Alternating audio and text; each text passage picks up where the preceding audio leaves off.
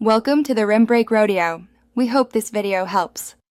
In this video, I will compare Audi A6 versus Infiniti Q50. We'll explore their key differences, starting with performance. The Audi A6 provides a refined driving experience, often with a turbocharged V6 engine producing up to 335 horsepower. Meanwhile, the Infiniti Q50 offers a more aggressive, sport-tuned ride, with its red sport model boasting 400 horsepower. Both deliver exciting drives.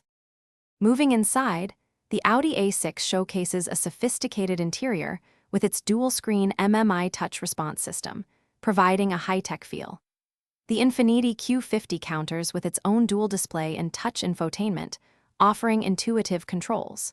Both vehicles prioritize comfort and luxury, featuring high-quality materials and well-designed cabins that make every journey enjoyable for drivers and passengers alike.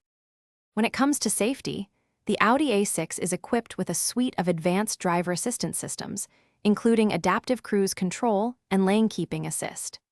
The Infiniti Q50 also provides robust safety features, often earning high marks in crash tests.